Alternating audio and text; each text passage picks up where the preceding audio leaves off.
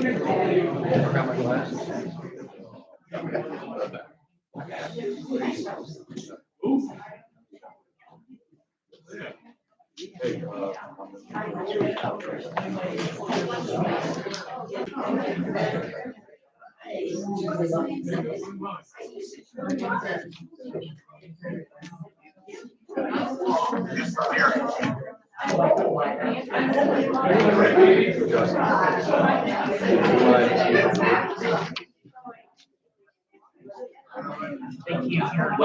When I put the number in, it comes up as William.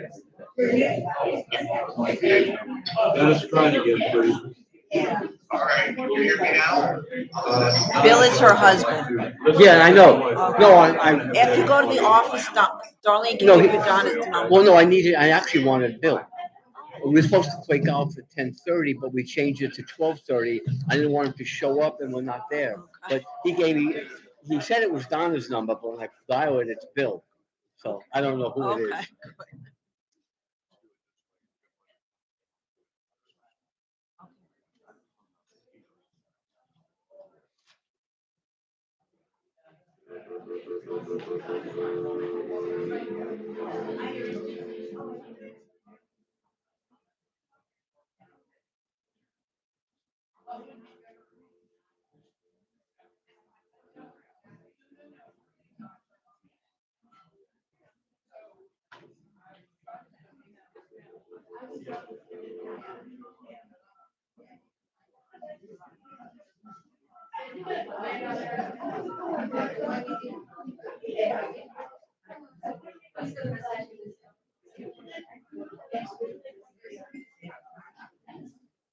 Okay, can you hear me? Yes.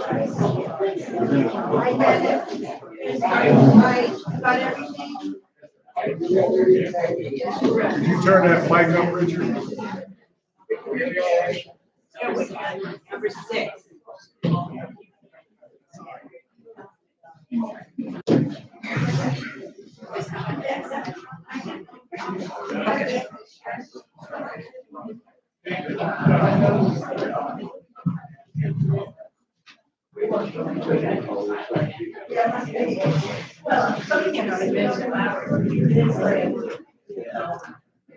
Good afternoon, everybody. Thank you so much.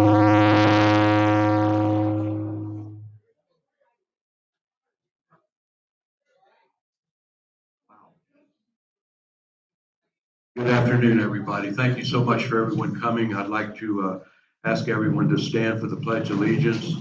I'd also like to remind you in our moment of silence to send some positive vibes and prayers for Helen Scanlon, who passed away.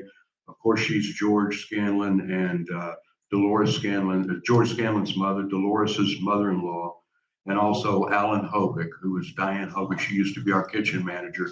He passed away this weekend too, so if you keep that in mind too. Thank you.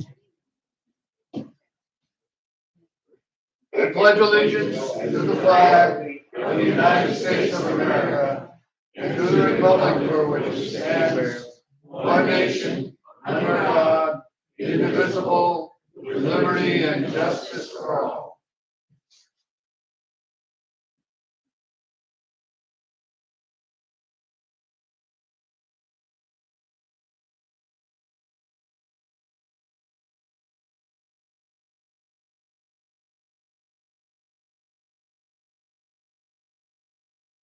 Thank you very much, everyone. Thank you so much. And if you could take your seats, I'd appreciate it. Could you please call the roll? Yes, sir. Dennis Gall. Present. Bill Evans. Here. June Michael. Here. Mike Delf. Here. Dave Tuller. Here. Rick Agler. Here. And Dave Kaufman. Here. Do we have a proof of meeting notice? Proof of notice was posted on Monday, Okay. and I used my microphone. Oh, thanks, Jack. Turning over a new leaf for a new board, huh? The disposition of the prior meeting minutes. I'd like to have a motion to approve the minutes of the special meeting, a closed meeting of the Board of Directors. So moved. Second. Is there any discussion? I just have one thing. There's a couple small errors that we've already talked about, so we're going to approve it with the Correction. corrected errors. And all in favor, say aye. Aye. Opposed? Aye. Thank you so much. The next meeting, we had the organizational meeting where we were all appointed this year, and that was on April 1st. I'd like to have a motion to approve those minutes, please. So moved. Second. Any discussion? All those in favor? Aye. Opposed? I'd also like to ask the board to approve the minutes of the March 18th regular board meeting. So moved. Second. Any discussion? All in favor, say aye. Aye. Opposed? Opposed? It passes, and we're on to the next item. Our reports, please. We'll start with the treasurer's report. Mike? Okay, everybody should have a copy of your treasurer's report there today. Everything continues to look good for the year. We were another $15,000 to the good. I just want to point out to everybody what that means. We're $133,000 ahead for the year. That means we're ahead of what we had budgeted to the good. So we're in good shape. We've got money to contribute to our finances for next year so that we don't have to have an increase in dues, helps with that. And we're rolling along in good shape. I appreciate everybody. Thank you, Mike. Next, we have the manager's report, please. Oh, sorry, yeah. I need to ask for a motion to accept the treasurer's report. So moved. All in favor? Aye. Opposed? Now the manager's report. Happy Tax Day, everybody. We ordered a new utility sink for the kitchen back here that was pointed out at the previous meeting. We ordered a new nice stainless steel sink, and it has Nelson Movie install, and it looks great. We had a new belt ordered and installed by our vendor, Fitness Logic, on one of the treadmills where the belt was worn out. We had to replace a pool pump and have the propane heater serviced. Richard cleaned the roofs on the shuffleboard courts. The guys in school installed a bollard at the exit of the east parking lot over here to protect the sprinkler head that keeps getting run over. Trust me, if you hit that bollard, you're going to get some damage to your car. So swing wide when exiting the parking lot. Nelson went around Ponderosa repainting and the subdivision signs that needed it. We've also ordered some new signs for ones that have deteriorated. On April 1st, Nelson took a certified pool operator class, so we now have 3 certified pool operators on staff. We installed new flags on the front island. A PLW MIA flag has been ordered. The guys installed a new section of windscreen on the tennis court to replace the thorn section. Richard caulked the top of the tile line on the pool that was deteriorating. We had to cancel a lot of deed restrictions for pressure washing, cleaning of driveways and sidewalks due to the increased water restrictions. We will go back once the restrictions are lifted, but we had to drop a lot of those. Yes, sir. I have a question. We can't enforce deed restrictions for that, but if a homeowner, like if I want to go out and pressure wash my driveway to keep my driveway looking good, I can still do that. Is that correct? Not under the present restrictions. Before they said you could pressure clean once a year, then they tightened it up even more. Okay, so we can't even go pressure No wash our X-ray. driveway if we want to now. Only in pressure cleaning in preparation for paint. Okay, thank you. Our new pool vendor, Dave Stahl, has greatly improved the condition of the pool, spending a lot of money on chemicals to get the pool straightened out. He physically cleans the tiles of the pool and spa 4 times per visit. On the last rain day we had, the guys changed out all the air filters in the building. I mentioned that the pool heater, the propane heater had to be serviced. Well, I was standing out there when it ignited and made a loud boom, scaring the daylights out of me. We called them out and they adjusted the regulator on it and the problem ceased. The guys also replaced a broken bench on the tennis court. Nelson fixed the wood shop door that was not closing properly. We had to call a vendor in to repair the billiards room emergency exit door alarm and repair the card room emergency exit door as well. Also not on this report is I called in a depression in the road out here on our little driveway that comes in, right as you turn in. There's a depression developing there. I called it into the county. It's scheduled for a CCTV to see if the pipe is broken or what's going on there. I can let you know when we have more. On violations, we closed 102. We had 60 new. I got one question. Yeah. Did you date the filters before you put them on? No, sir. I like to have them dated. That way you know when you put them in. Get that, Richard? Thank you.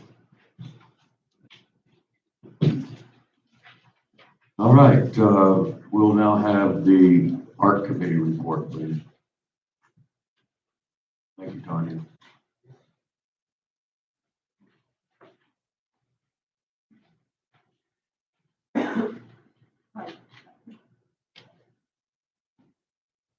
Tanya Binkley, Art Committee.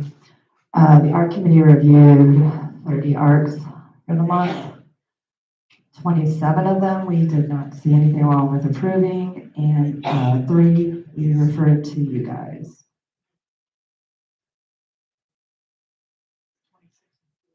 We have on our report, Tanya, that we have 26 that you recommend. The fence was with the 4, but she got the dimensions for the fence, so the fence should be Okay. fine. So it's just the other 3. Okay, She just didn't write 6 foot high on it, and we called her and she made it back. so the correct number is 27 now? Yes, it'll be 27 and 3.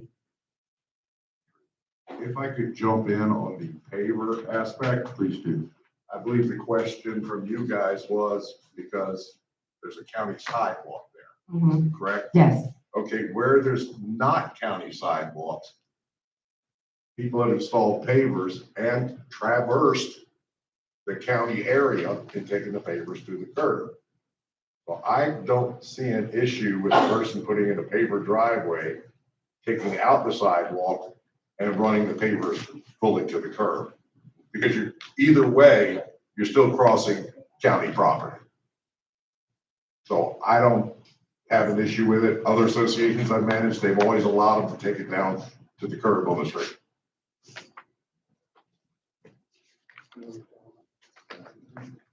Who would be responsible if somebody's out taking a walk and they trip on the edge of one of those pavers that have a tendency to move around and they trip and fall? Is it the homeowner that's responsible, or is it the county sidewalk? Is my Well, it concern. would be ultimately be the homeowner, but normally when pavers are installed, they're pretty solid.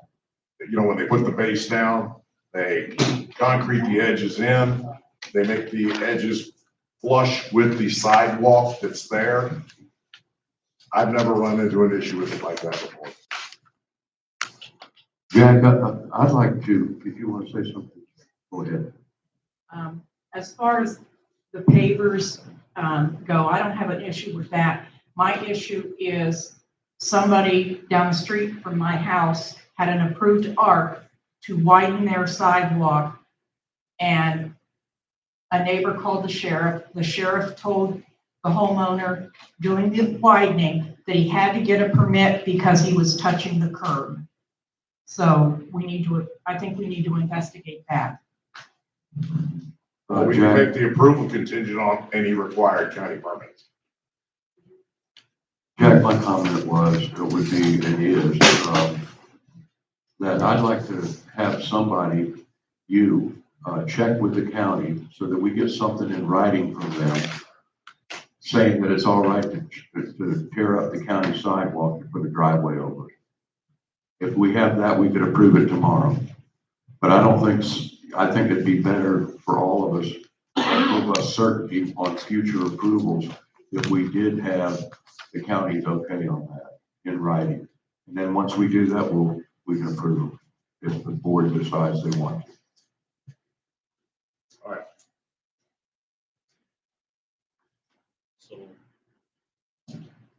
So you're suggesting we leave this one pending for now? Yeah, Yeah, okay. There's two of them. there's two of them.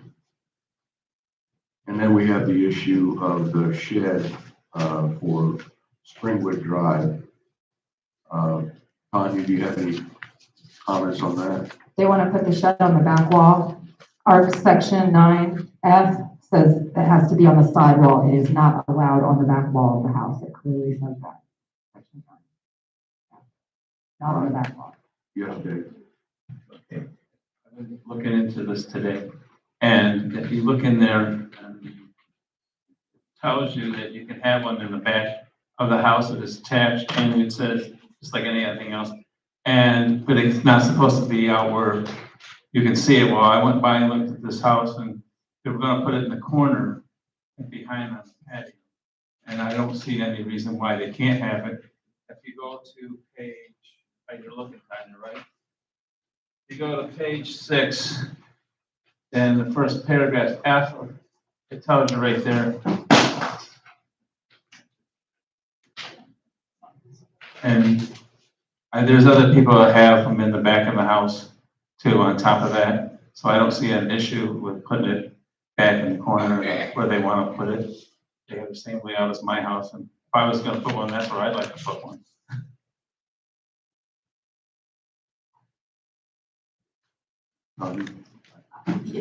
Please read it too, so everyone can be up to date on it.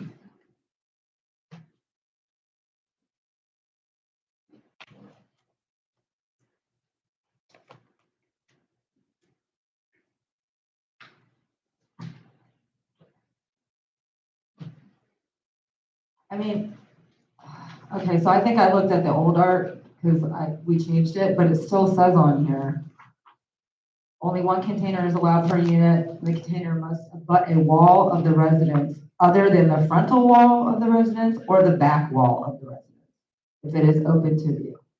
That's the key. Open view. And this one here is gonna be where he has some shrubbery, so nobody would really see it, except for people that, whatever, they're not gonna see it that well. I mean, to me, I can't see a reason why not. I know there's people that in here that do have in the back, at least 4 or 5 people that I know right off the top of my head, and but they were approved. Rick, did you Okay. have a comment? Tanya? I would say it says, must abut a wall of the residence other than the frontal wall of the residence or the back wall of the residence. So it can't be on the front or the back wall. It clearly says that right there in F. This is an open view. That is after it states that it can't be. It must abut a wall on the residence other than the frontal wall or the residence or the back wall of the residence. So it can't be on the front, it can't be on the back. And then it says that after it. Oh God, the wording on this is awful.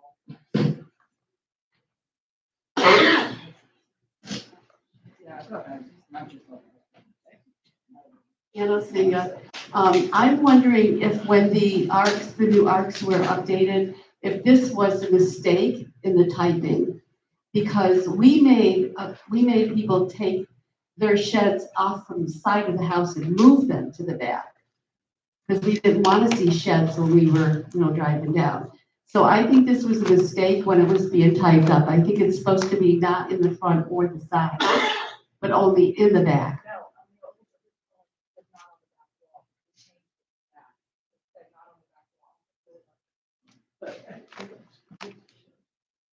I don't understand why we made people change them from the side then to the back. And when I had my shed put in, I wanted to put it in the back of the house because I back up to the county land and I had to put it on the side of my house, which is where it is now. So I don't know. I know when I was on the arc, they weren't allowed them on the side away from it. All right, thank you for your input. Ed? My question was about the sidewalks. Is the county taking responsibility for the sidewalks now? Depends on which one you're talking about. Because, I mean, we just had to repay to redo sidewalks ourselves because they wouldn't take responsibility. So why, if they're not gonna take responsibility for their sidewalks, what does it matter that now they want a permit to remove it? Well, Ed, the way I understand it, if I'm wrong, please tell me. I understood that some of the sidewalks the county took responsibility for and others they don't, depending upon how we deeded or it was deeded to them. They only take responsibility for the ones that abut county property. Like the old. Well, they're all on county property because that's the easement. I know that, but I'm talking about where the internal portion abuts county property, like the old golf course. Because we had to replace a couple sidewalks because they were uneven because trees lifted them. Right. And, you remember that, so the county made us pay for it. We had to do it. So I was just curious was there a change in whether they were gonna cover their sidewalks or not? You're saying the same thing I did. I'm asking the same question, who's responsible? Thanks. And that's you know, what I asked for too, was just to get a written declaration from them, affirming what we know, but in writing, so that on future boards and this board too, that we'll have some direction as to exactly what the right thing to do is. All right, I get it. Dale? Dale Baldwin, 10602 Springwood Drive.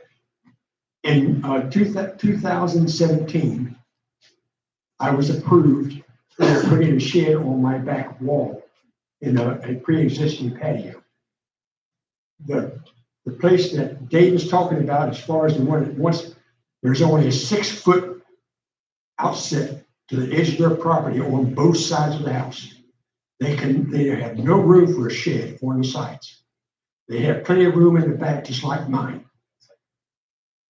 But I was approved for the shed.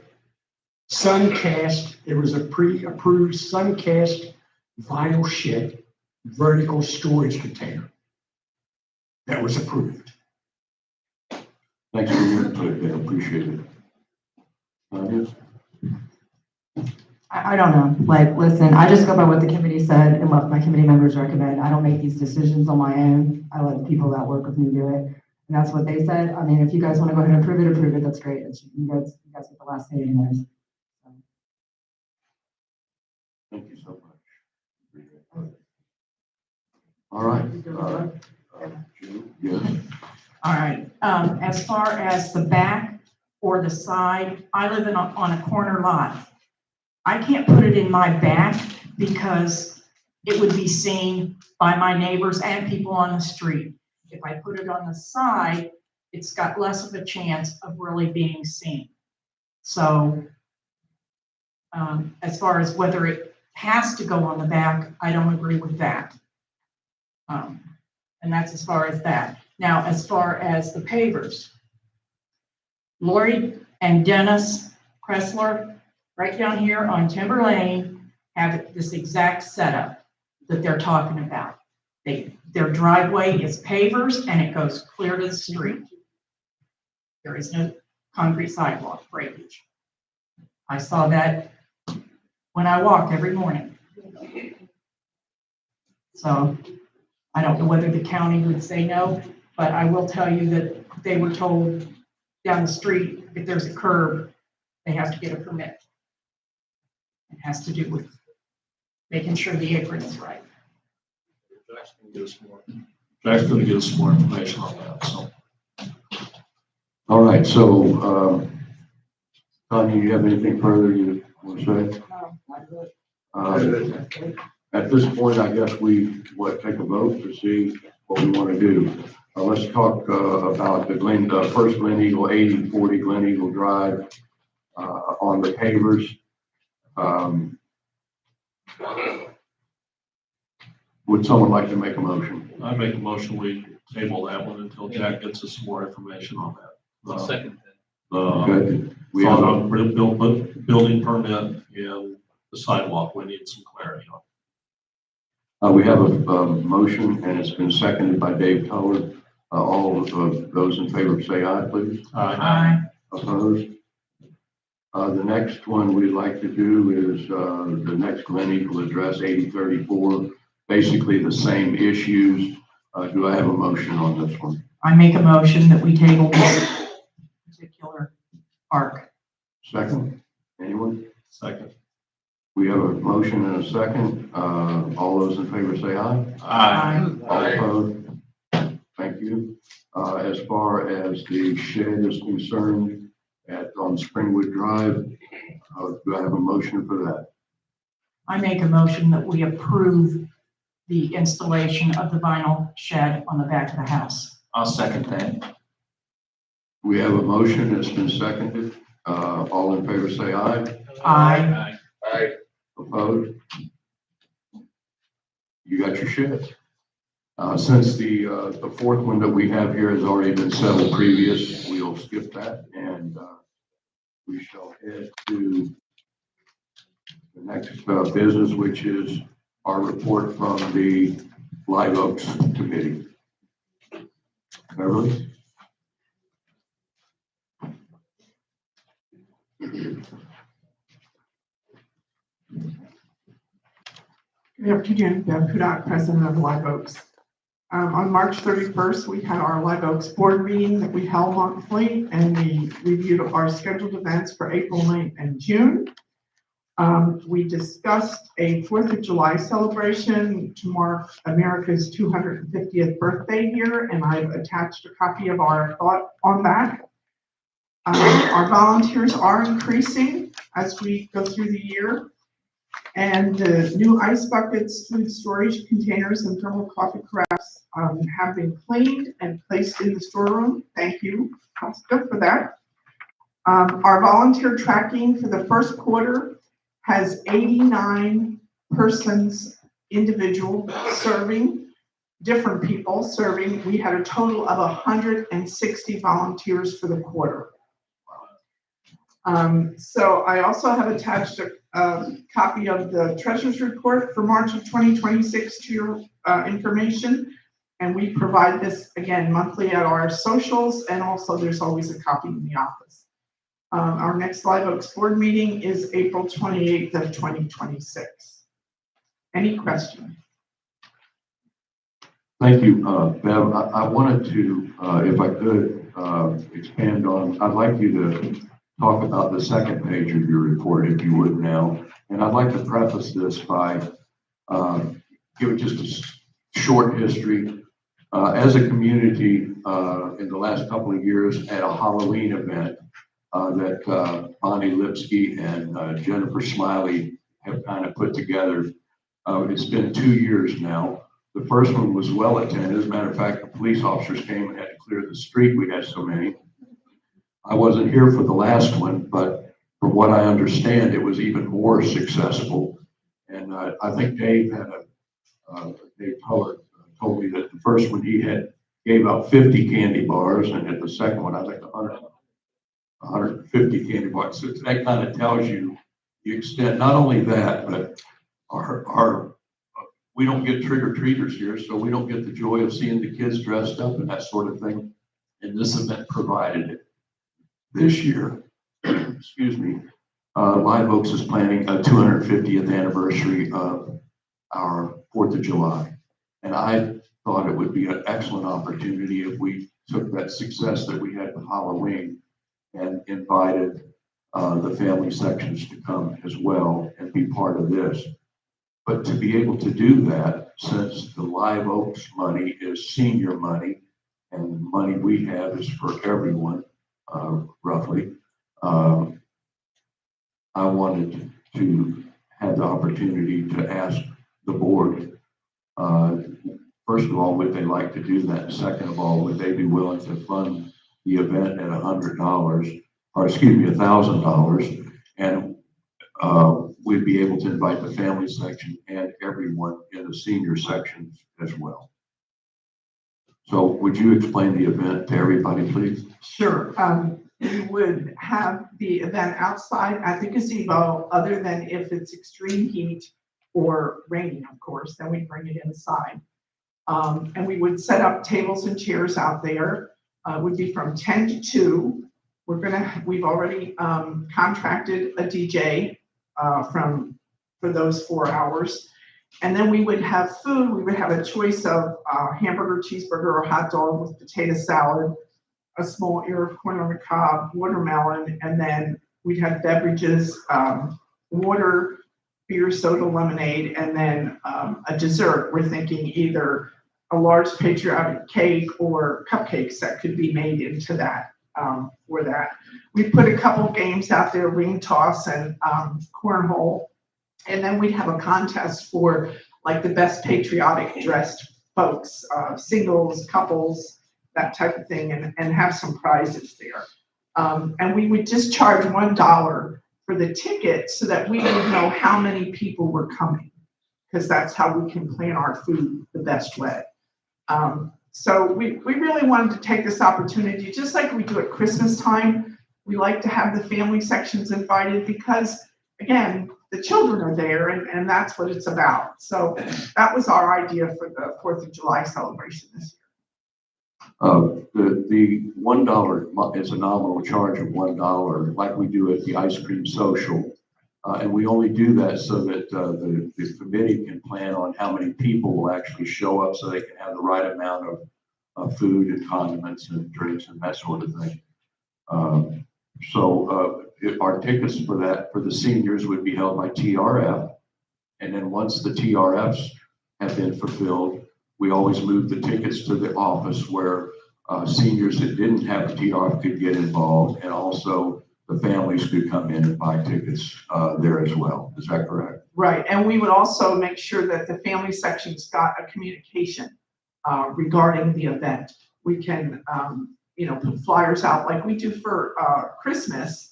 We normally distribute those so that they know that it's going on. Any comments from the board? Mike? Yeah, I don't want to sound like an old curmudgeon. I did a survey around my neighborhood. And most of the people that live in my neighborhood live in our neighborhoods because we're a 55+ community and there's not a bunch of kids running around when they come to events and those kind of things. And I'm just going to say, me personally, I'm not opposed to doing it. Let everybody know, because I'm one that if all the kids are coming, I'm not. I'm not opposed, but we need to communicate it. Right, absolutely. Any other comments, Bill? What about the pool? No. What about the pool? Well, this is an event that's actually going to be held outside. Yeah. And it doesn't include the pool. No. We're having the event, if it rains or it's unbearably hot, which sometimes happens, we have to move it in.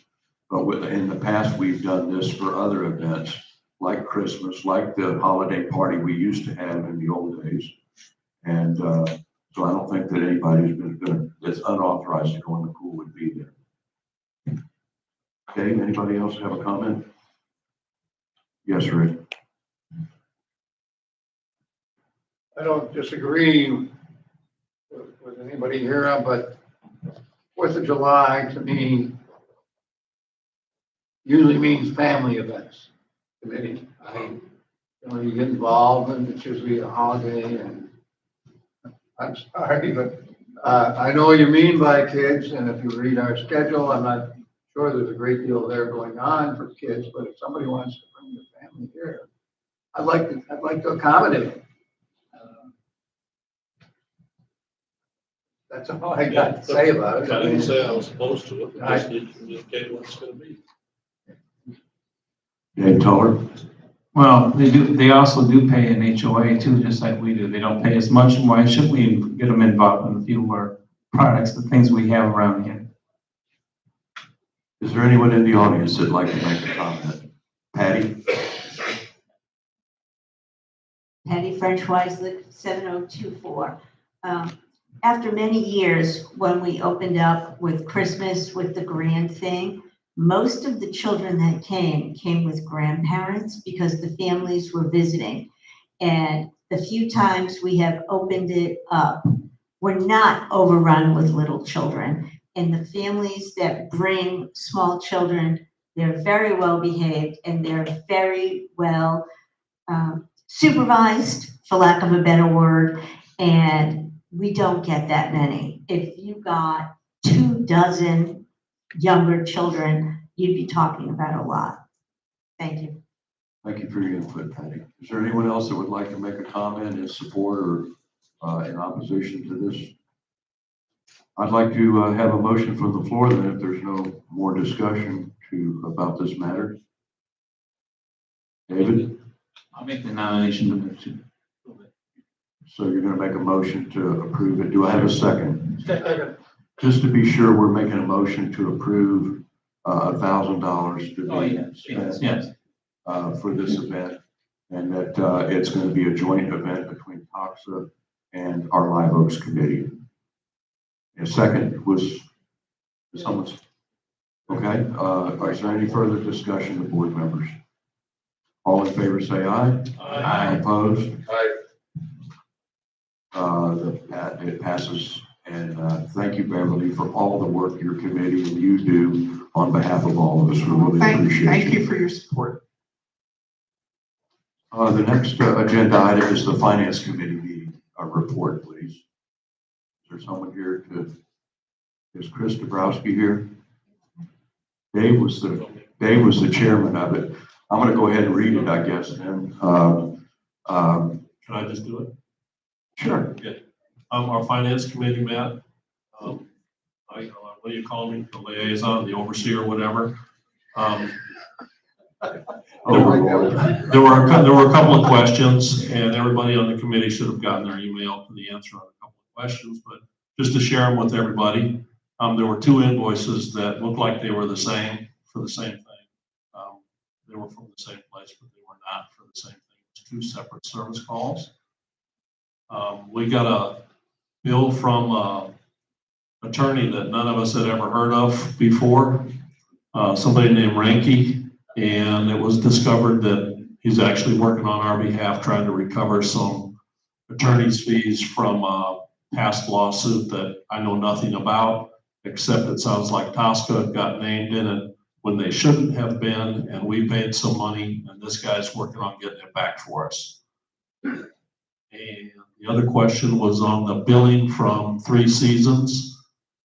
Just so everybody knows, I had another one come across today, and it was not the correct price. So, of course, the first thing I did was get with my best friend Debbie,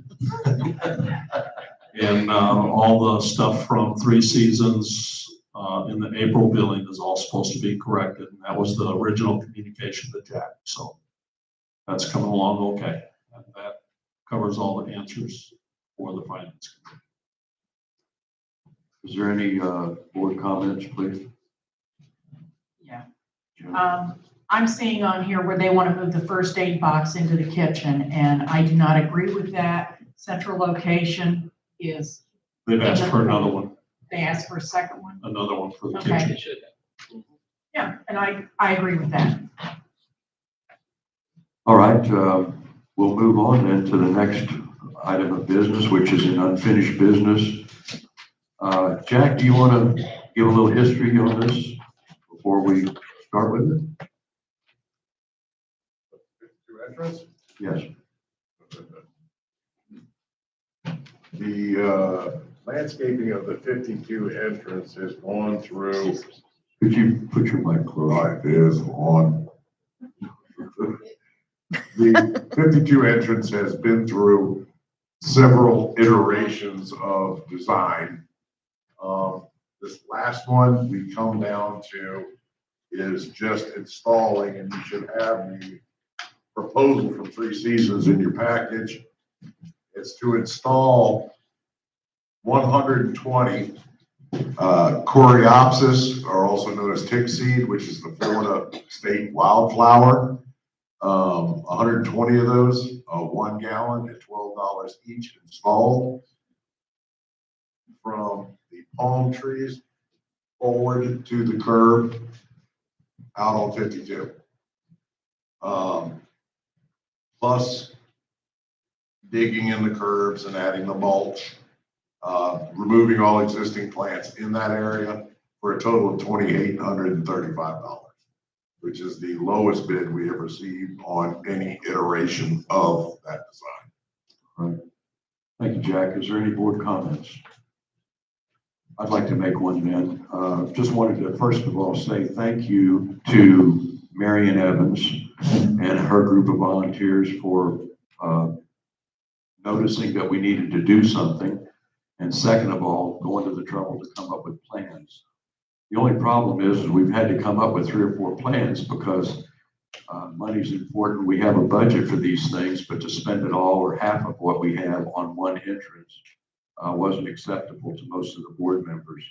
So Jack went back, got something that would be low maintenance, but that would be beautiful, Florida State flower, the tick seed, and came up, got a quote on it. Originally, Marion wanted volunteers to go down to 52 and do the work themselves, that we would just buy the plants for it. And it was a feeling of the board when she first proposed this, that was too dangerous, even if we asked them to sign a release, so that we weren't responsible and had no liability. They still really could come back upon us, and nobody wants somebody to be hurt. Then it was thought, well, maybe our workers could do it, but as many of you know, we had, up until January this year, we had 4 outside maintenance workers. Now our staff is 3. Jack had chosen not to replace that 4th worker. So they're quite busy. I don't know how they would be able to go down there and do all of this and then keep up with their duties here around our properties. So it was thought that we would go back and get a different quote and lower the price and still beautify it. And this was the compromise that we came up with. I talked with Marion yesterday and thanked her, as I have publicly here today, and also asked her, would this be acceptable to her and her group of volunteers? And she said yes. So I'm very proud to be in favor of this myself, and I'd like to have a motion from the board to.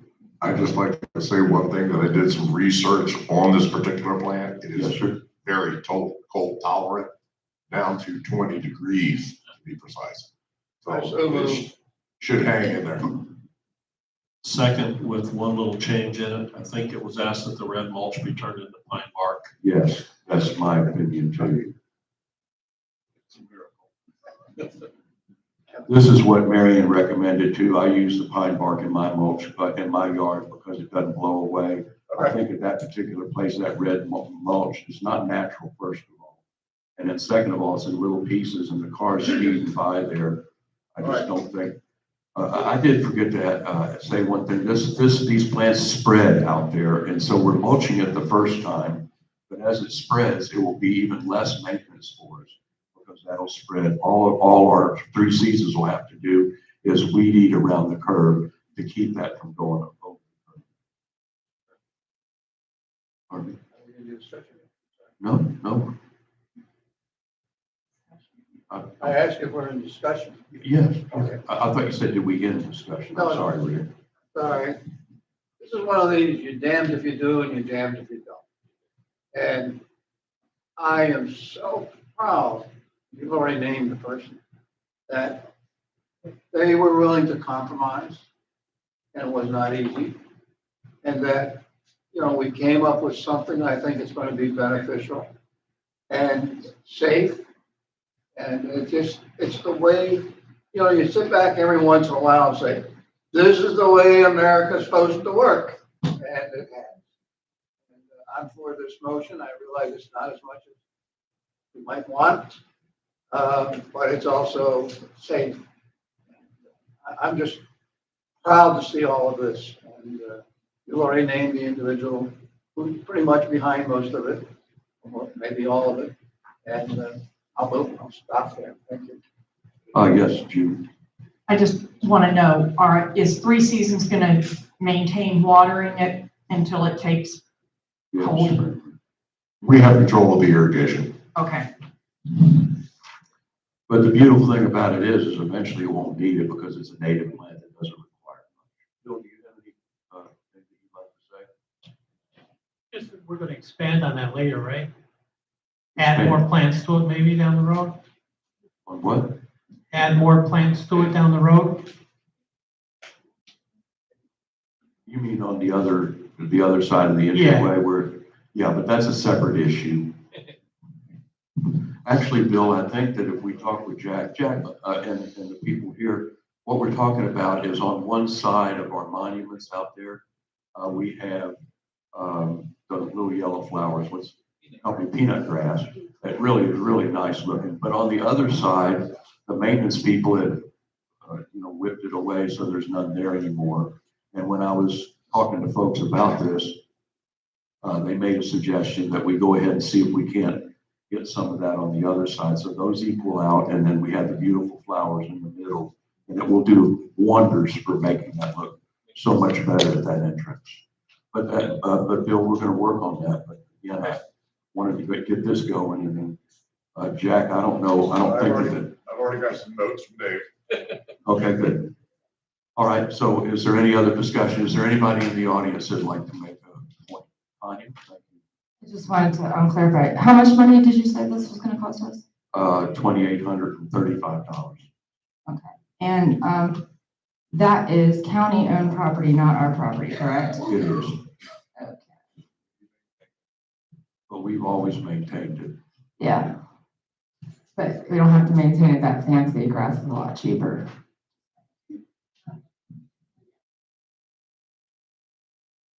And the lady of the hour herself. Sorry. Okay. Marion Evans, Benton Drive.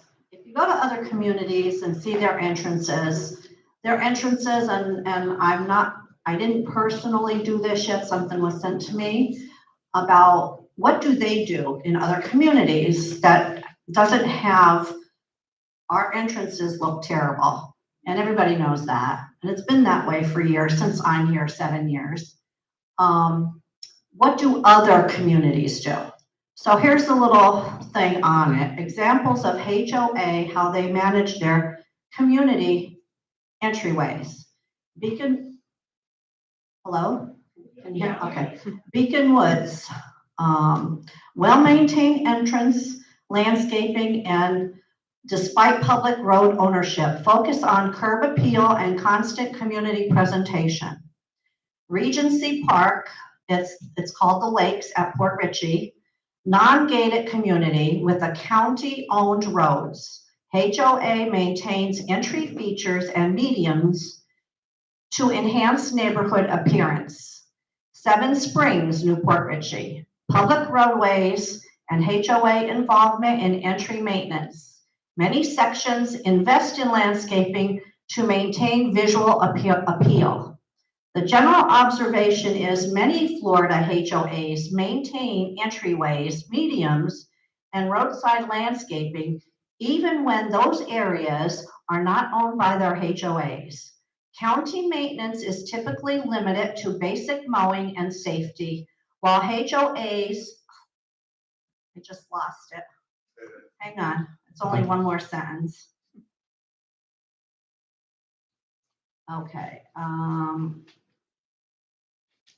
is typically, okay, HOA county maintenance is typically limited to basic mowing and safety. While HOA entrances, these areas to present property, these areas to preserve property values and community appeal. So we're not, I mean, you look around at any other community that you go into, their entrances are beautiful. And people have complained, even in orientation, the orientation night, about our entrances and how bad they look. And I don't want to be another Jasmine over there where it looks terrible. So I know we do have a budget. It's not like we don't have a budget for entrances, but we never use it. So I'm happy with what we've come up with, what Three Seasons has come up with as a start. And at least it'll you know, it looks pitiful out there. I don't know if, you know, why we have to, people don't think we should pay anything for that. We do have the money for it, and other communities do pay for their entrances. All right, Okay. thank you, You're Marion, welcome. for all your work on that. Appreciate it.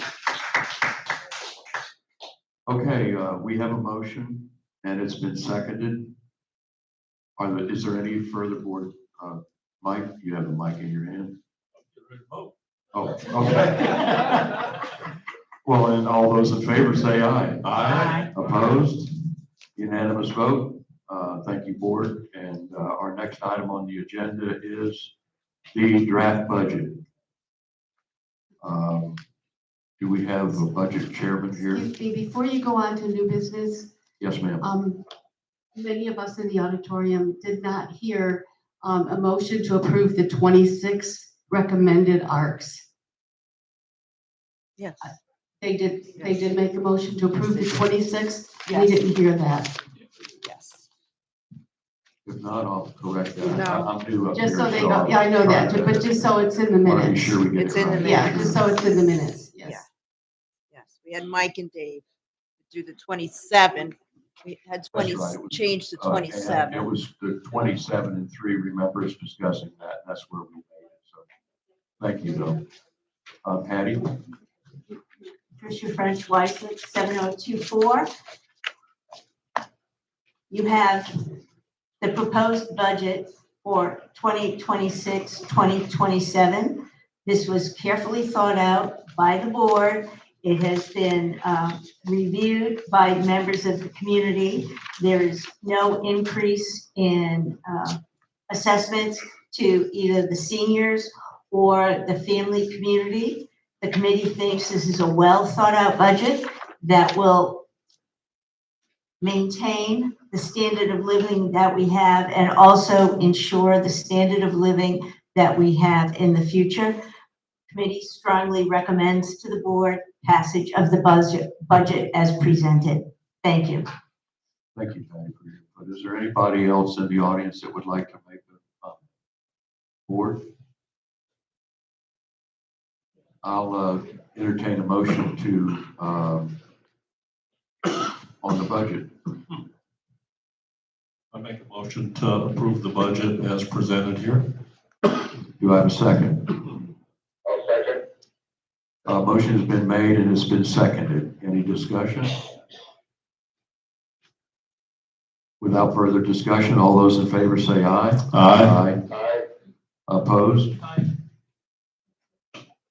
One opposition. The motion passes.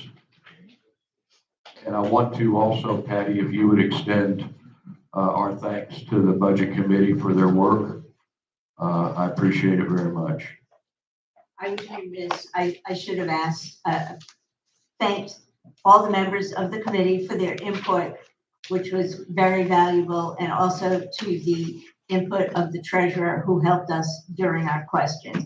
It was a good committee. They understood what they needed to do, and they understood the finances of Timber Oaks and our goal of continuing to be financially responsible and to take care of Timber Oaks the way we all expect it to be.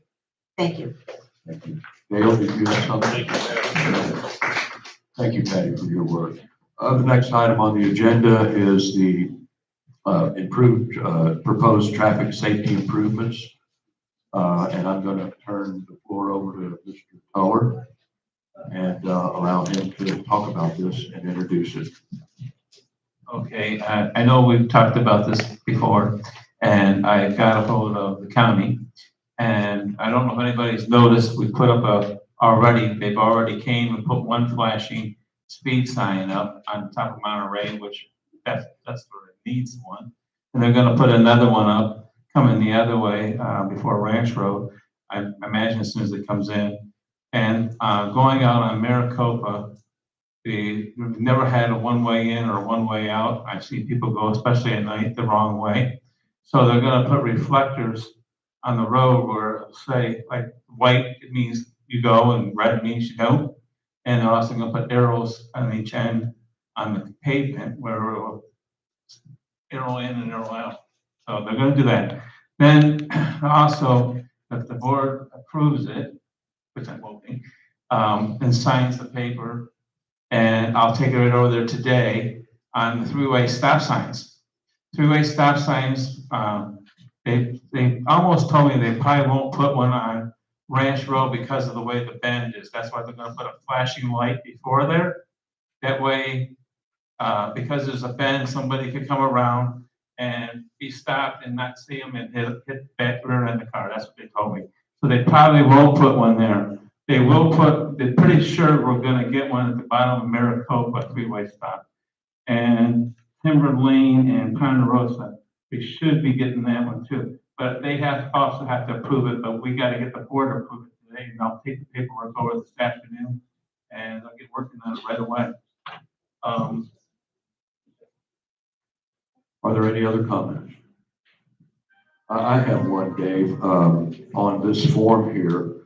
I think that it would be stronger when you submit it to the county. If instead of being submitted by Dave Tuller, it was submitted by the Toxic. And that gives you they know that it was the board. We know that you're behind it and you're heading it. But I think it would be better to have that there, so we might want to change that and update it to so that it's Toxic. Okay, I'll make a board motion that we recommend to the county make these three intersections. Right, apologize. I recommend that we make the board motion. Can't hear you. Well, why don't you listen, please? I make a recommendation that we adapt and request the county to make these three intersections three-way stops. Do I have a second? Second. We have a motion, we have a second. Is there any further discussion by the board? I just agree that it needs to be on TSCA letterhead. Okay, Oh, yeah. anybody feel? Can Debbie do that for me then? Let me get some audience. Susan, Zumuniak, C59. I'm curious who you went to with the traffic, because we've had residents write more than once for the same thing with the stop signs. And we've gotten written communication back from the community. The traffic study does not Warranted. does not warrant it. Even Jack had called him. So I mean, I applaud you if you found the right person. But it's just amazing to me that this quickly that they're putting stuff up without even, I mean, for us to get an experiment with when we've had the speed humps, it took everything for us to get it. And they did that because they wouldn't put the stop sign. So I am amazed, and before you answer who you did it with, on Maricopa, on the entrance into Maricopa, which I know I spoke with one of the people in the traffic department because of their redoing Jasmine, that whoever you're talking to, we need more changes for that entrance when they redo Jasmine. So please keep in touch with them, because the going down the wrong way has always been a problem. But just the way that the entrance comes out, you can't see who's coming. So I hope you get it done. thank you, Susan. I just wanted to comment, I have shared with Dave the printed correspondence we have from the previous attempt. So Yeah. I have the same concern. I'm all for it. It's just we haven't seen much success in the past, so. Yeah, I was just wondering who you spoke with. Well, for one thing, it's not 100%, but it looked pretty good for at least two of those three-way stops. I talked to somebody here in Timber Oaks. They actually helped me out on, and got the number. I talked to a lady named Amy there in the traffic department. She's very knowledgeable. And her and I have had quite a discussion, actually a couple of 3 days in a row, discussions, probably over an hour each almost every time. And I thanked her already for the flashing light as soon as they put it up. And like I said, as soon as we get this sign, I'm gonna take it right to her. I'm not even gonna do anything but get it right over. Okay, thank you. Ed, do you have any comments? Because I know you were president when we had the last study done. Anything you want to add?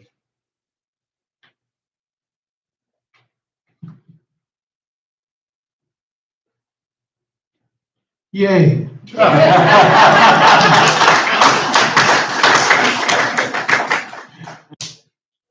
Like you said, it's getting the right person. Hopefully Dave got the right person and we can get this done. We've struggled with it for years, so more power to you. Thank you for your comments. So I have a motion and it's been seconded. Is there any further board comments? If barring that, all those in favor say aye. Aye. All opposed? The motion passes unanimously. And Dave, I think all of the board and all of the people out there appreciate the hard work that you put into getting us to this point. And whether it all happens or not, it doesn't really matter. If some of it happens, we'll declare victory and go forward. Dale, do you have something you'd like to say? Dave, quick question. Yeah. At La Madeira, is there going to be a flashing stop sign there? Okay, the way she told me, if they wouldn't put a three-way stop in, they would put flashing stop sign in. But if they put a three-way in, probably not. It's a three-way already there. But I have Oh, come. La Madeira, I'm sorry. La Madeira.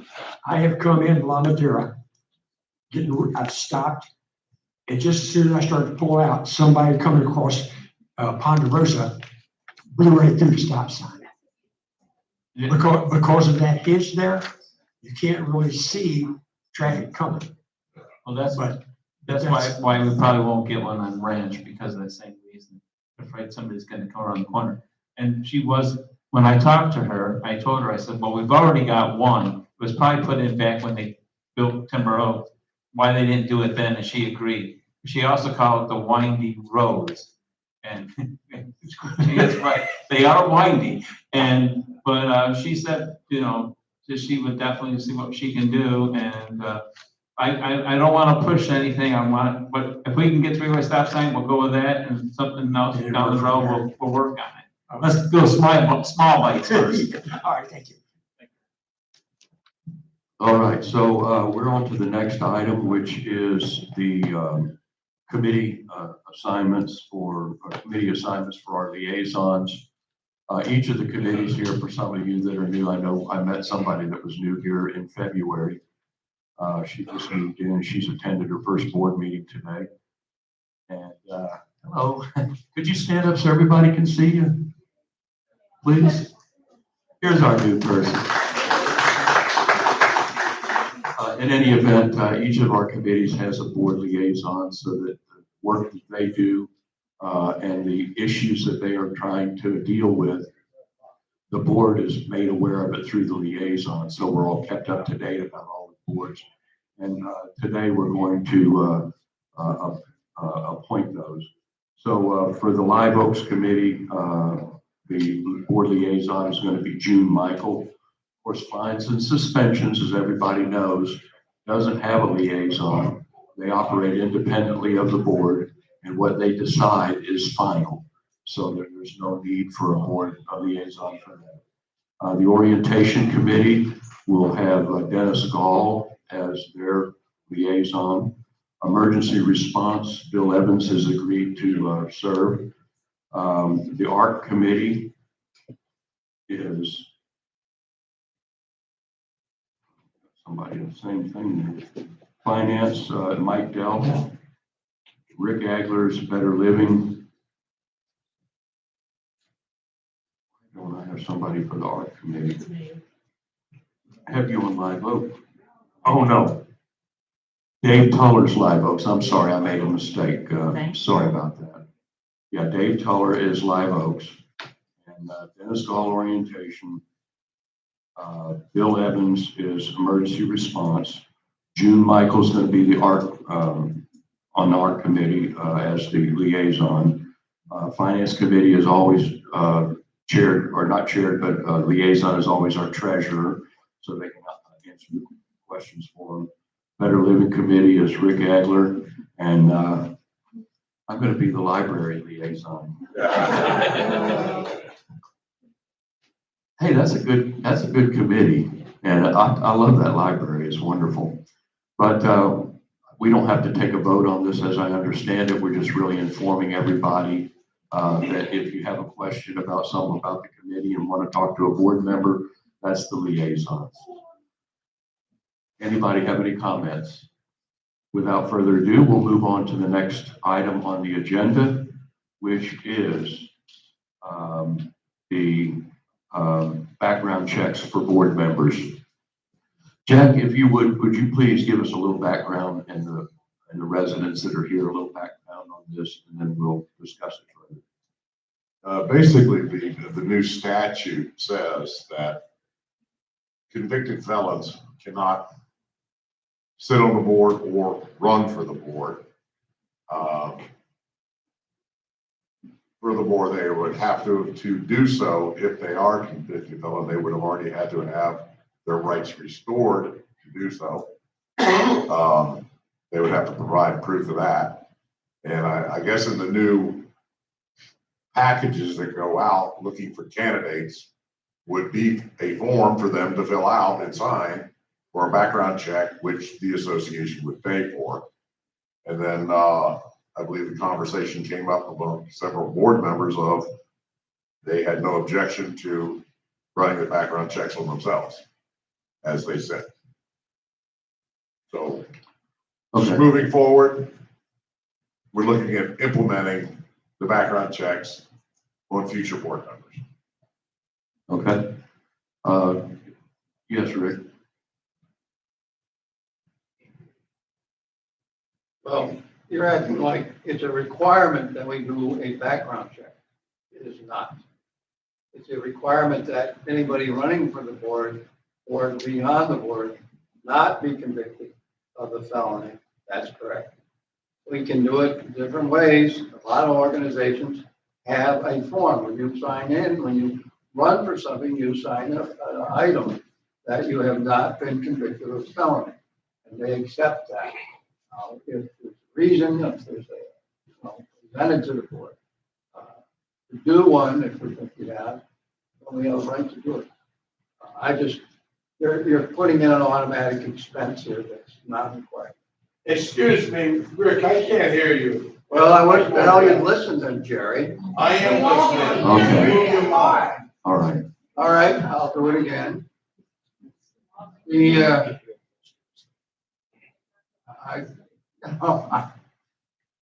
I almost would rather do it without a mic, but I'll do it this way. And let me calm down with that. It's on. All right, there is not a requirement that we go out and do a investigation on people. The requirement is that anybody who is on the board or wants to run for the board not have a felony, not be convicted of a felony. We are taking a step forward and saying that Jack has, that we're going to investigate everybody who wants to run. That is an expense, obviously. I say that I've been solicitor for different boards and different items, and not the HOA boards. And the requirement can be met by the individual swearing or signing a statement that they have not been convicted. If you suspect anybody convicted, you can turn it in, and then the board can certainly require to have one done. I'm saying you're setting up an automatic expense for every year, and I don't really see the need of it. I mean, I look around at all these people who have been convicted of felonies here, and I don't see one, okay? And I think of all those that I have seen in the past, and I don't see a one. you know, if the board wants to spend the money for some assurances, fine. And then you get to the discussion, who do you let release this to? Obviously, the board members, but the individuals, you cannot start releasing information like that out. I don't see the need to do that.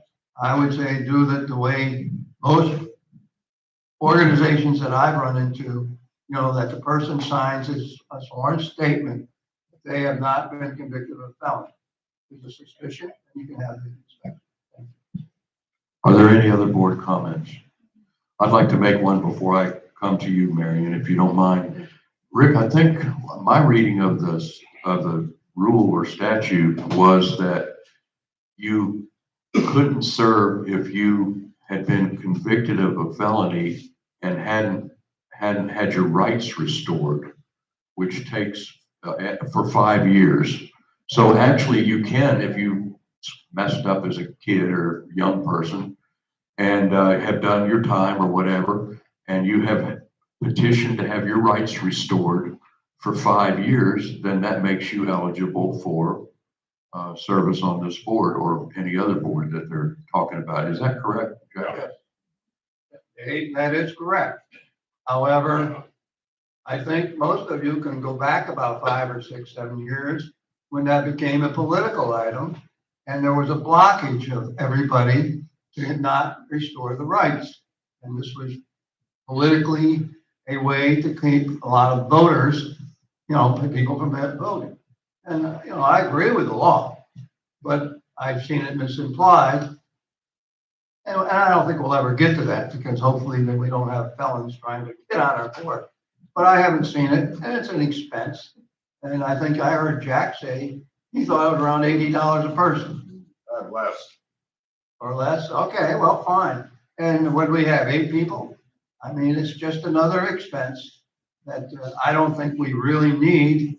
And I think, you know, if there's a suspicion of it, you can apply to have that person investigated by the board and do it. I think we can definitely meet our requirements that way. Well, that's why you're the board of directors and you get paid the big bucks to make these decisions.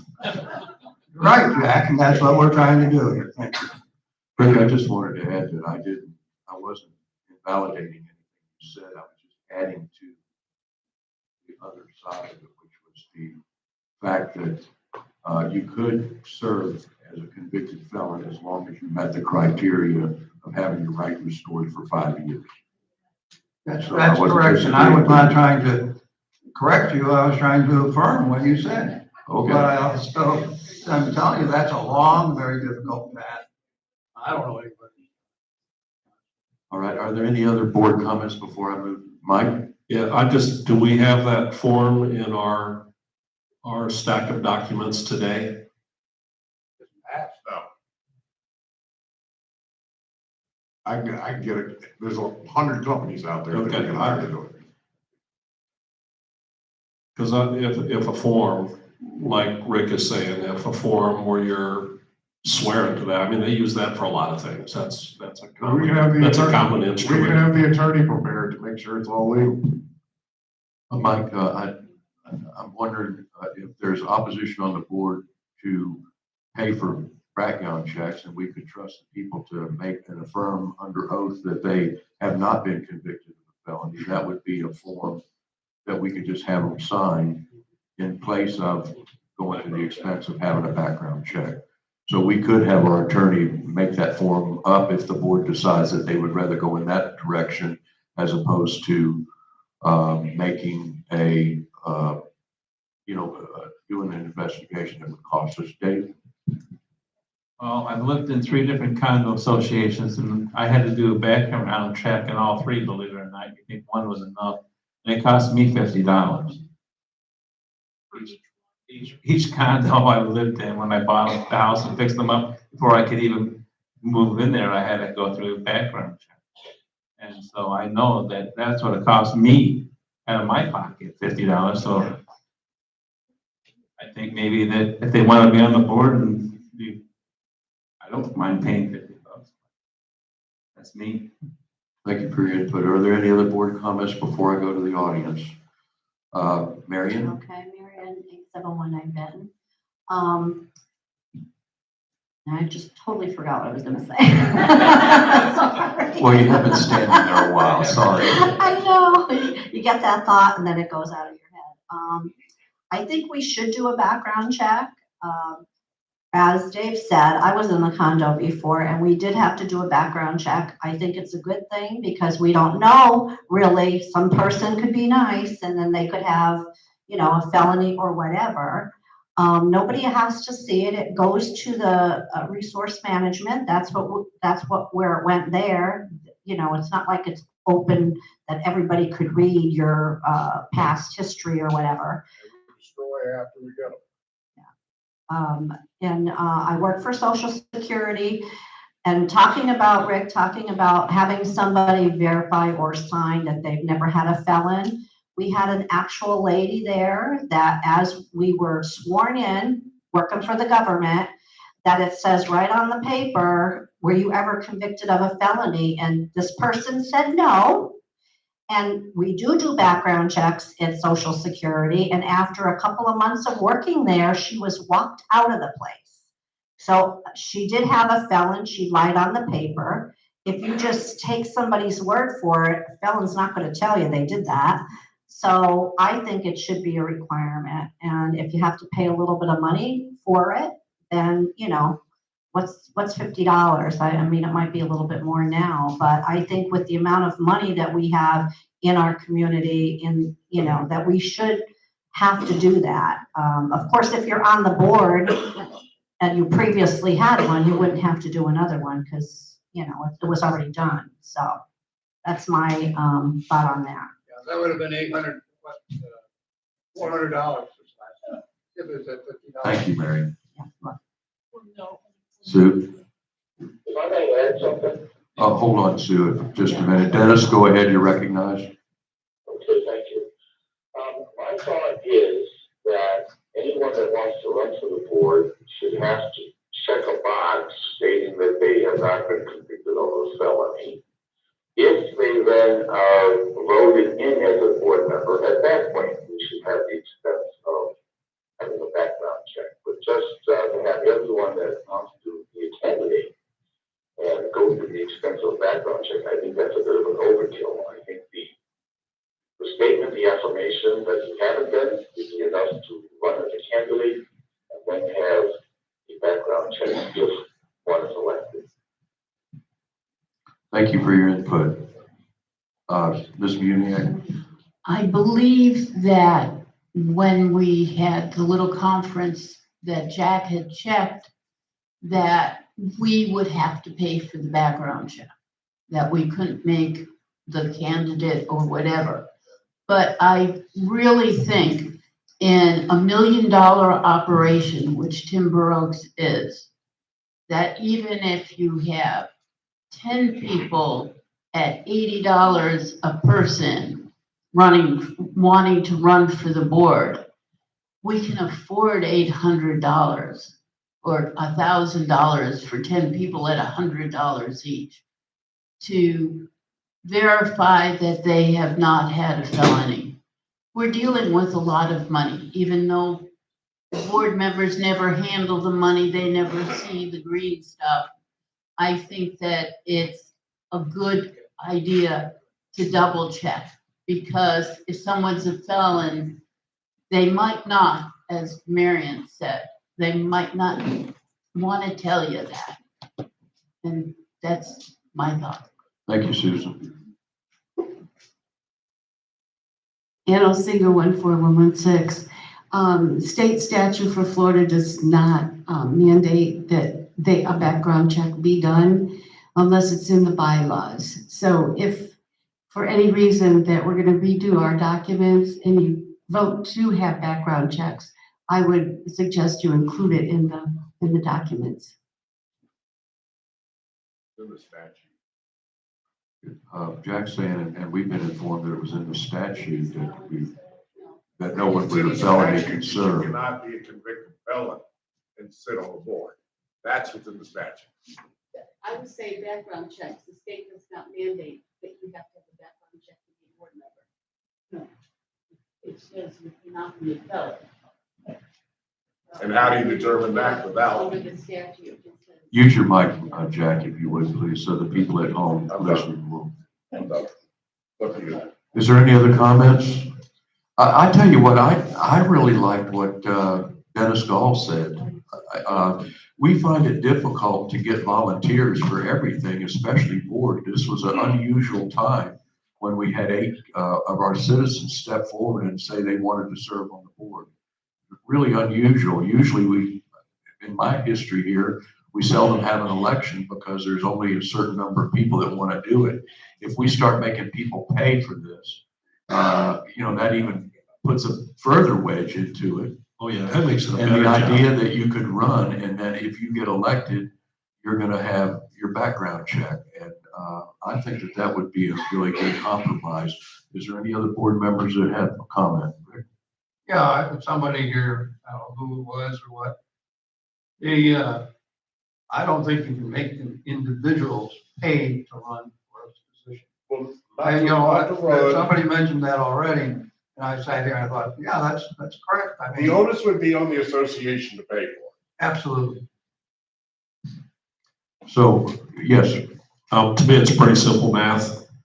At most, we have 4 new members every year. If it's $80, that's $320. We had 8 people on. Now, we're talking about if we use Dennis's proposal of just getting the background check after somebody's been elected, then we're not talking a big stack of money. and so what we are saying also is that we would put that in the qualification papers that they understood if they were elected, that they would agree to have the background check. Put that clause in there, no problem. And that would reduce our expenses. It wouldn't be a penalty for those wanting to run. And I think it would do the job. Are there any other, Ruth, on you? Okay. Previous employment, we had to sign authorization for the company to do the background check. You put that form in there for them to sign it if they're elected. And they can sign an affidavit if you want that they are not, and that serves through the election. Just like Dennis said. Rick, or? Yeah, I I don't know think who was that's- first. Go I'm ahead. sorry, go ahead. Karen Fritsch, your thoughts on this, please? You're one of the volunteers that always is involved in it. Well, I would just say. Microphone. I like Dennis's idea as well.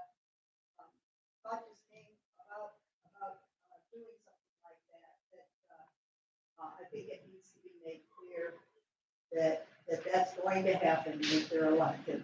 But I was also thinking then if they got elected and they didn't want to go through that, how we would replace them, but that's a whole different story. That's my friend going, so.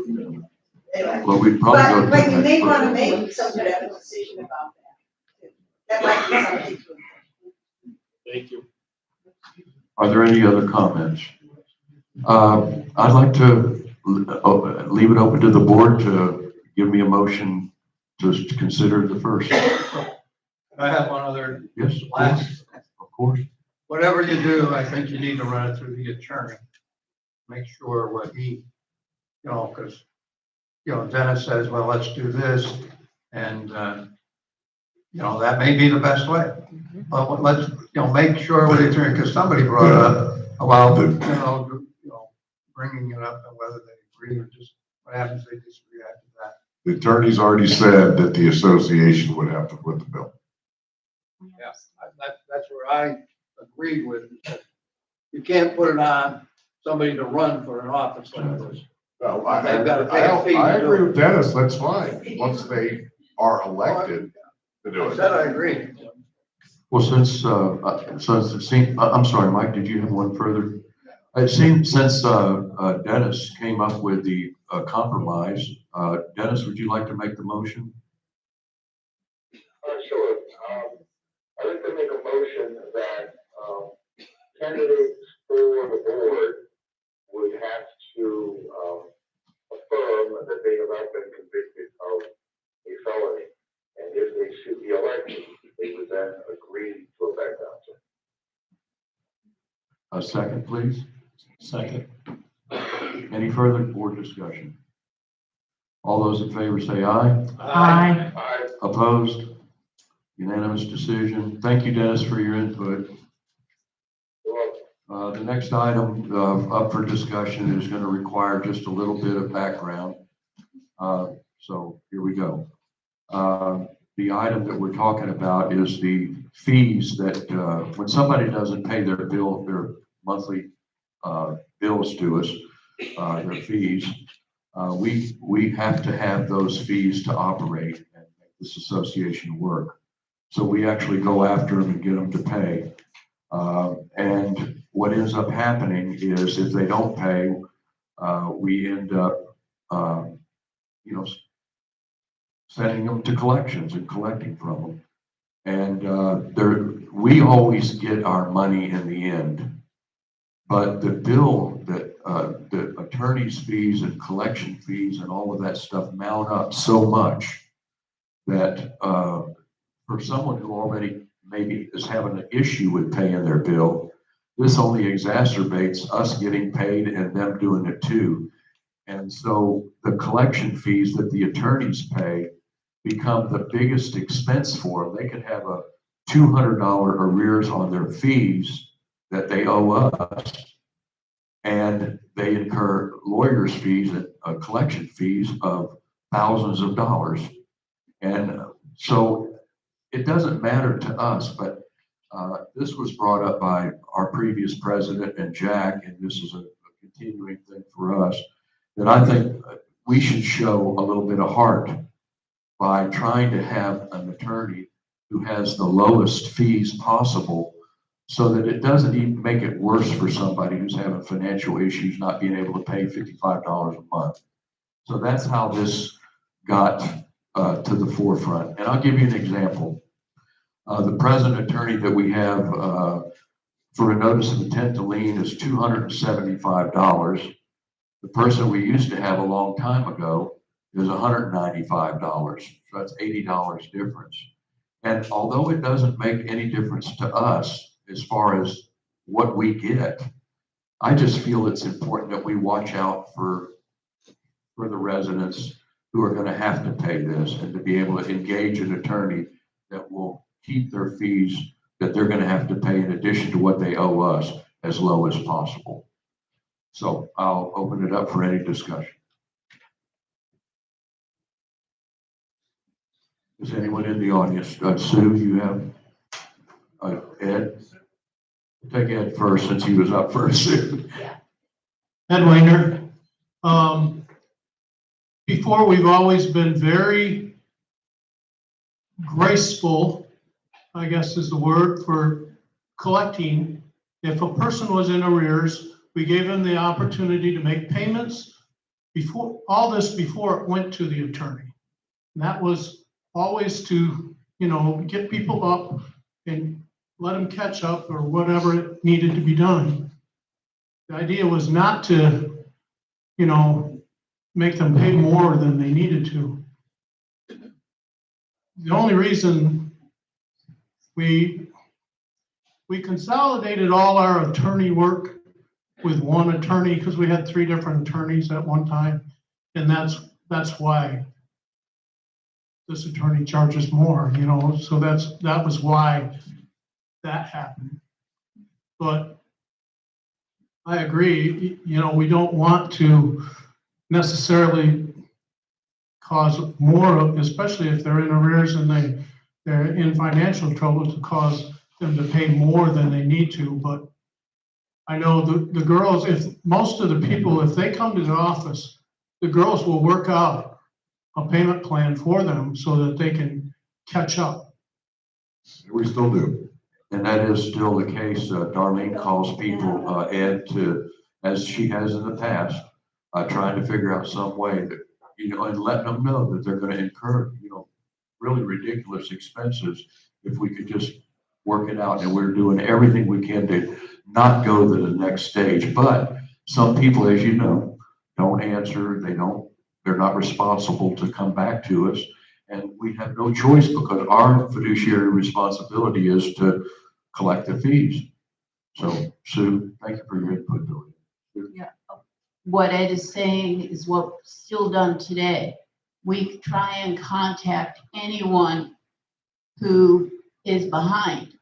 I know, and we've made announcements. I know I have as treasurer and even last year as president. If you're behind, go see the office, go make a payment plan through us. Because we don't charge interest. We just want to get the money back that we're owed. But the difference between Mencken and Arias is a great amount of money. And plus, Mencken has in the past, and I assume still does, at times lowered their fees. Arias only asks us to give up our fees. You know, we'll get a letter, we'll get a notice from the attorney saying they're so-and-so and behind. They want to know if you will forgive the late payments or whatever. And they'll suggest, don't forgive the main amount, forgive the late payments and all. Hey, we're not forgiving it because we've had to hold that on the books.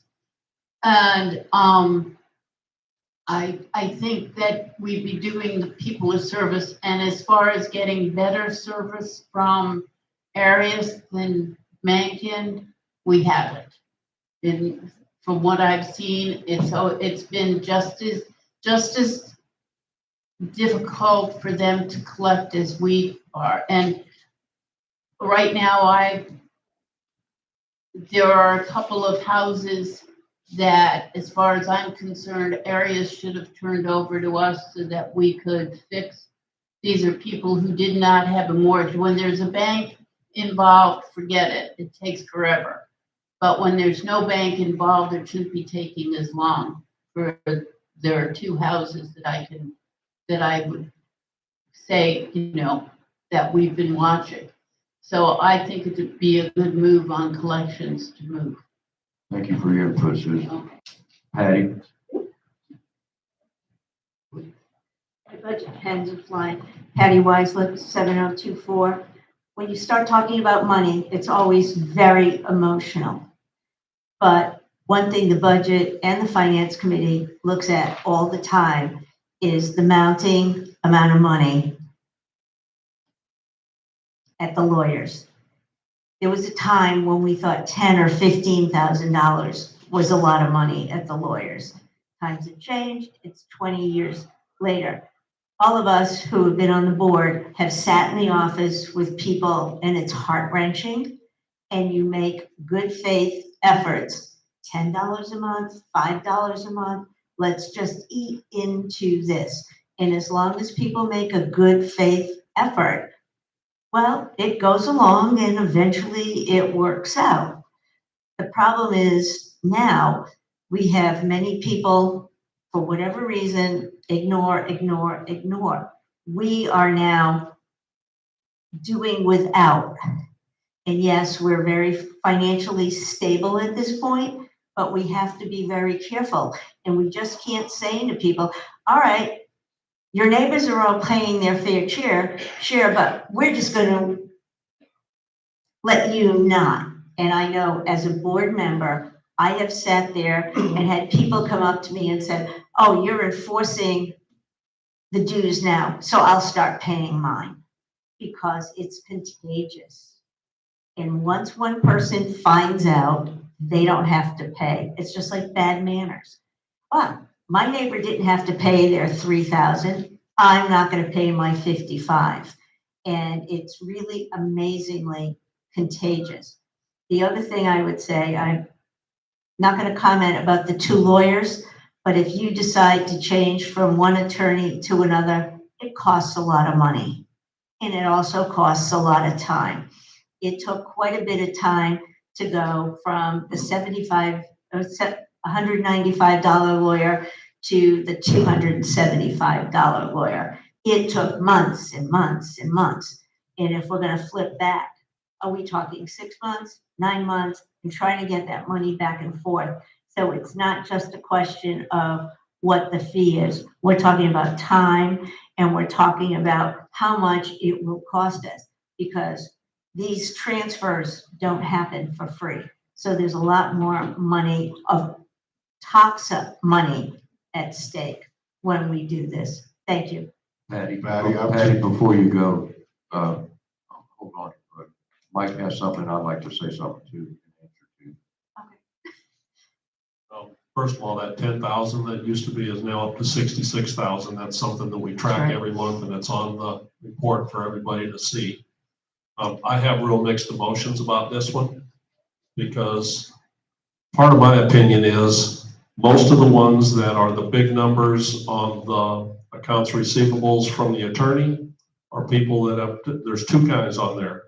All they've done is ignore, and the ones that are ignore, I'm of the opinion we should slap them upside the head with $1,000 bills, okay? Then there's some other ones where if the house is in probate or something like that, I think we should handle those differently, because there's no sense in stacking pennies on top of it. That's not helping anybody. But in the end, all we want to do is get what's owed to us. And eventually, for a house in probate, I think we usually get that. So I again, absolutely agree with that philosophy. I have real mixed emotions about this. Most of our collections are taken care of right here in our front office by the girls that work for us, and they do a great job at it. So again, I don't know what it costs to change. I think we're kind of, the little bit of discussion we've had is it's kind of, we'll start handing a few new ones to the new person and see what happens, how it goes. So. From my point of view, all I'm looking at is $66,000. Yeah, that's 66,000 that's with him. I don't see us moving that. No, we're not. We're leaving the existing accounts with areas that they already have. Any new accounts would be moved to the new attorney. That's what I was going to say. And there would be no additional cost to that. Just how long it takes to get it. Rick? It's my understanding that what we are affecting is a cost that's paid on to former members of us. Okay? Former members here in Timber Oaks. We're changing to a less expensive attorney because that amount is going to get passed on to them. We're not doing a thing to affect, this is the way it was explained to me, we're not doing a thing that affects our amounts owed and our collections of that. What we're saying, instead of them getting a $4,000 bill added on to their bill by an attorney, we're looking at maybe an attorney would only be charging $3,000 or something like that. I made up those figures. A lesser amount charged by, it doesn't affect us. We still get the same amount, but we're after the basic amount. It amounts to, do we hire an expensive attorney and these former members that used to live next door and stuff, or the estate of them, have to pay high, I won't say exorbitant, because no attorney sees exorbitant. Shame on you. But anyway, they have to pay a higher fee, and that's all we're trying to do to affect And I don't disagree. I just think we have to understand, we have to be diligent, because if we're saying some people don't have to pay and some people do. I'm not saying that. We're not saying that at all, that. Patty. Well, be careful. Patty, we want our money that is owed to everyone that's sitting here and everyone that we represent. And we get that. But at what cost to the people?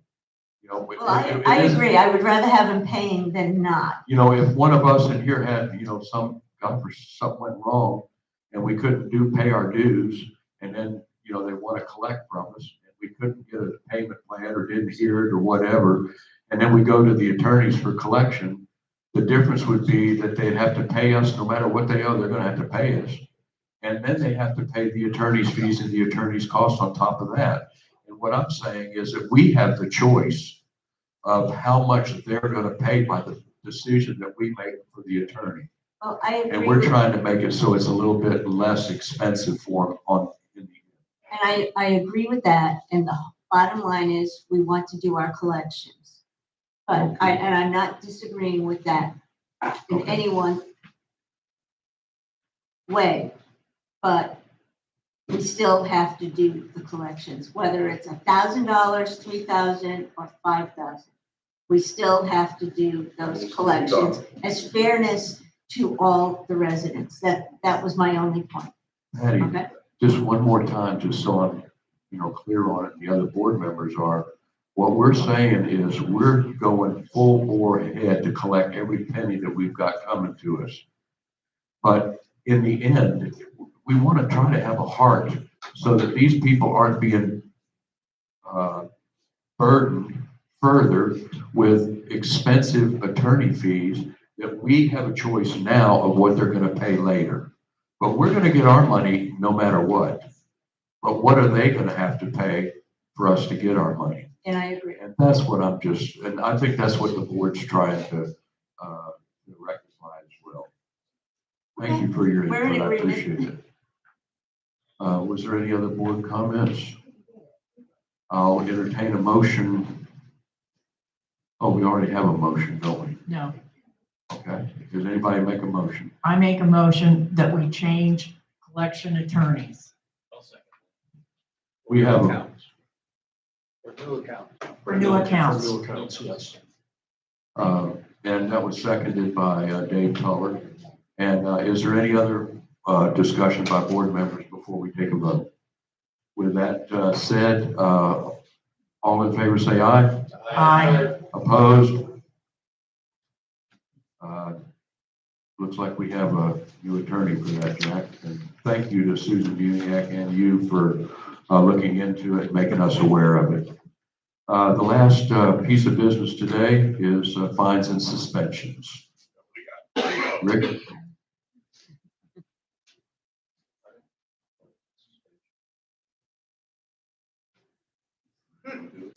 I'm tired now.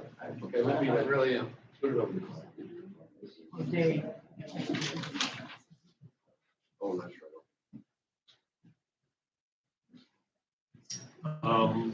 I move to find the owner of 8619 Gold Pine Drive at $50 a day for the for sale sign in the yard that's in violation of TSCA covenants up to $5,000. Second. We have a motion and a second. All in favor say aye. Aye. Opposed? Mike? I make a motion to find the owner of 8035 Pequena Drive, $50 a day for no house numbers on the home. That is in violation of TSCA covenants up to $5,000. Good. Dave Tuller seconded. Any discussion? All in favor say aye. Aye. Opposed? Next one. Make a motion to find the owner of 8521 Cedar View Court, $50 a day for unapproved modifications to home. That is in violation of TSCA covenants up to $5,000. Second, anybody? Bill, Evan seconded. Any discussion by board members on this? All in favor say aye. Aye. All opposed? Abstain. Okay, we have one abstention. We have no correspondence, so could I have a motion to adjourn? Point of information, Excuse me. Mr. President, Yes, ma'am. at your agenda item, committee assignments liaisons, you Yes. appointed liaisons, you did not appoint committees. Are you, No, we took the committees, got other people to join today, and we're going to do that next month. finance is due to meet at the end of the month. Will finance continue to meet in its old form? That's a good question. I'm going to Yes. have to get advice here of some senior members. What do you think? Exactly, nothing's. Okay, I'm advised by my legal counsel and our vice president that normally we continue in the old format till we approve the Okay, new members. just so we know who's, yeah. Right. What we wanted to do, Patty, was to give any other people an opportunity to serve. And we did have some openings on some of the committees that we wanted to make sure people had a chance to sign up if they All right. wanted to. Finance has a hiccup. Dave was the chair. He's no longer, the committee no longer has a chair. So who's going to notify the committee people to come to a meeting on the 27th? I will call it. Okay, Debbie is I just wanted to clarify that for all the committee members. Your point is well taken. I appreciate you bringing it up. Thank you. Without anything further, we have a motion yet to adjourn. So moved. Seconded by Rick Yagler. Any further discussion? In the absence of further discussion, all in favor say aye. Aye. Opposed? All righty, the meeting is adjourned. Can I make one statement? I apologize to everybody if I've been a little short at times today. I had a minor operation yesterday. I wasn't even sure I could be here today. Can't hear you. That's the same complaint we had before. Anyway,